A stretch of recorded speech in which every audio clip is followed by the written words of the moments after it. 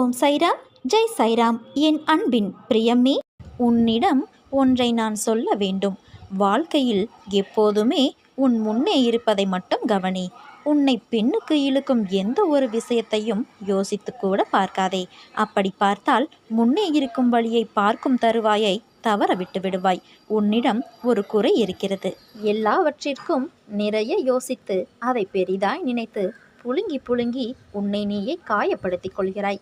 அதை முதலில் தவிர்த்து வா. உன் கர்வம், ஆணவத்தை தூர எறி. உனக்கு வெற்றி கிடைக்கும்.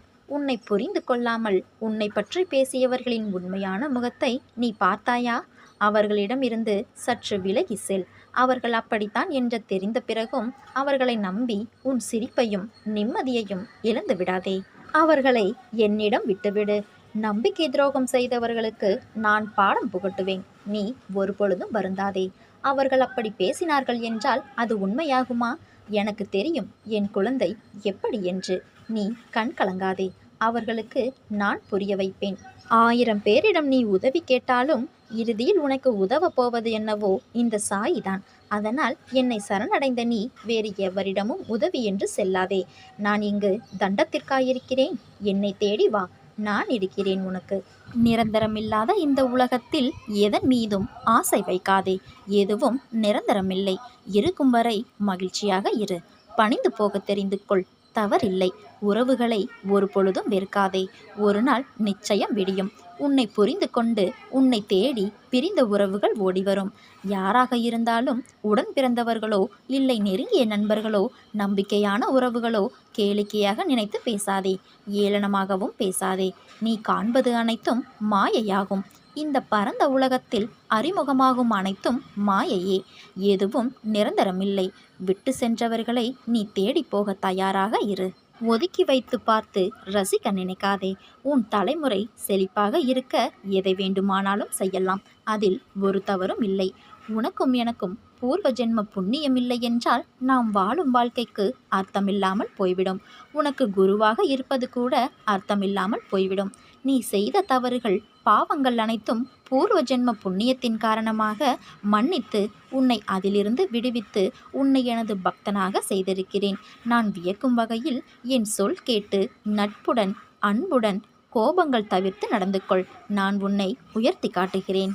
பரிசுத்தமான மனம் மட்டும் போதும். பூஜை, புனஸ்காரங்கள், சடங்கு சம்பிரதாயங்கள் இவையாவும் நம் மனதை நாம் தூய்மைப்படுத்துவதற்கான வழிமுறைகள் மட்டுமே.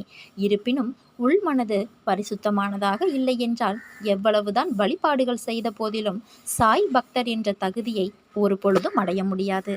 உன் மனதில் குவிந்துள்ள குப்பை கூலங்களை முதலில் அகற்று. மனதை தூய்மையாகவும் ஒருநிலைப்படுத்தவும் கற்றுக்கொண்டால்தான் உன்னால் தடைகளை தகர்த்து சாதனை படைக்க முடியும். நீ செய்ய வேண்டிய கடமைகளை செய்யாமல் கவலைப்பட்டு கொண்டே இருந்தால் வரும் காலம் இதைவிட மோசமானதாக அமைந்துவிடும். அதிகம் பேசுவதை தவிர்த்துவிடு. செயலில் ஈடுபட்டு உன் திறமையை வெளிப்படுத்து. 1000 சொற்கள் பேசுவதை விட திட்டமிட்ட நேர்த்தியாக ஒரு செயல் புரிவது சிறந்தது. சில சமயங்களில் மௌனம் வாழ்க்கைக்கு தேவைப்படும் ஒரு அருமையான மருந்து. ஆனால் பேச வேண்டிய இடத்தில் மௌனமாக இருந்து விடாதே. பேச வேண்டிய இடம் எது, மௌனமாக இருக்க வேண்டிய தருணம் எது என்பதை உணர்ந்து கொள்.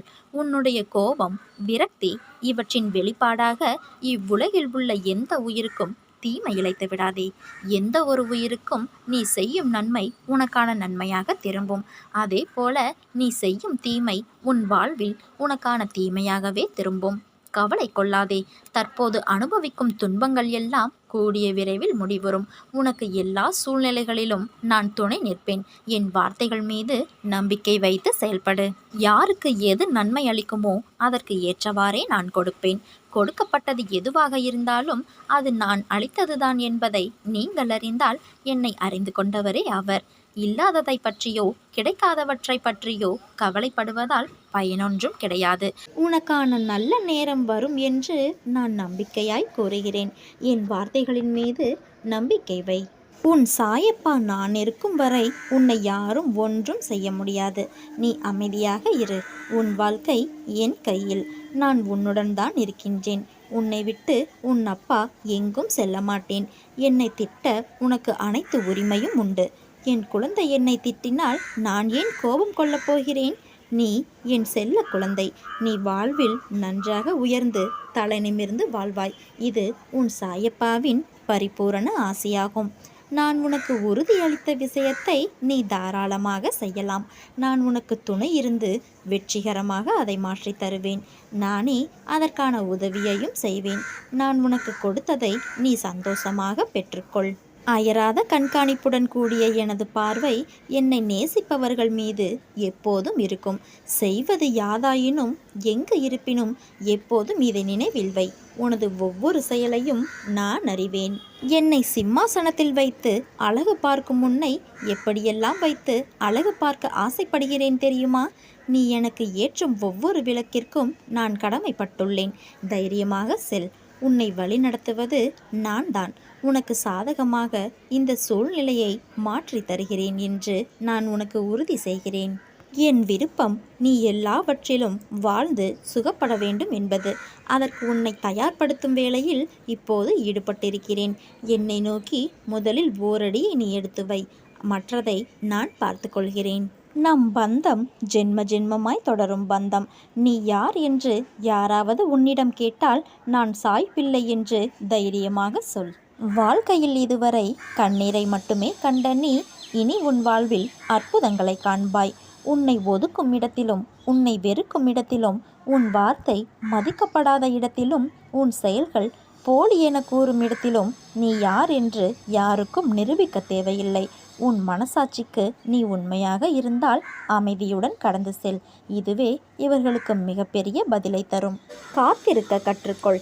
எல்லாவற்றிற்கும் ஒரு உரிய நேரம் இருக்கிறது.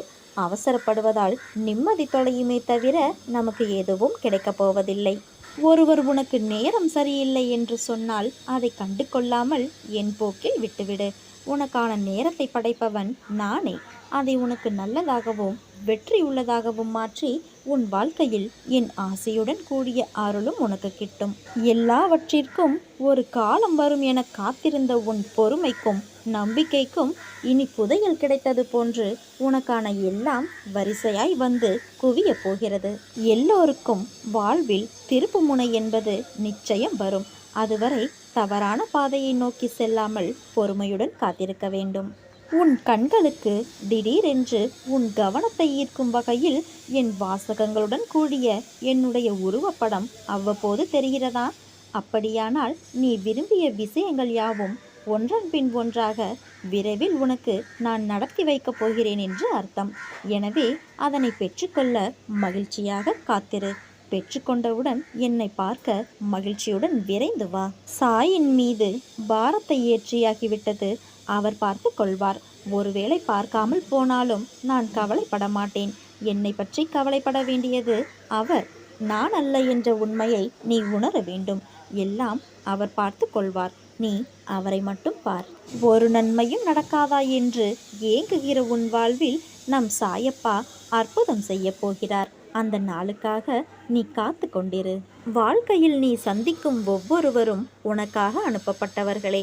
வேண்டியவர் வேண்டாதவர் தெரிந்தவர் தெரியாதவர் என்று யாரும் இல்லை. உன் வாழ்வில் அவர்கள் வருவதற்கும் அதனால் விளையும் நன்மை தீமைகளுக்கும் காரணம் உனது பூர்வ ஜென்ம கர்ம வினைகளே ஆகும். உன்னால் முடியும் என்று உன்னை ஊக்கப்படுத்தும் மனிதர்களுடன் பழகு. அவர்கள்தான் நீ விழும்போதெல்லாம் உன்னை தாங்கி முன்னேற்றி செல்வார்கள். உனக்கு எது பிடிக்கவில்லையோ அதனிடமிருந்து விலகி நில். உறவானாலும் பொருளானாலும் அதையே நினைத்து உடலையும் உள்ளத்தையும் வருத்தி கொள்ளாதே. அதனால் பாதிக்கப்படுவது நீ மட்டுமே.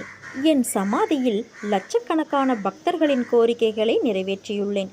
உன்னை மட்டும் எப்படி மறந்து விடுவேன்? நான் உன் விருப்பத்தையும் நிறைவேற்றுவேன்.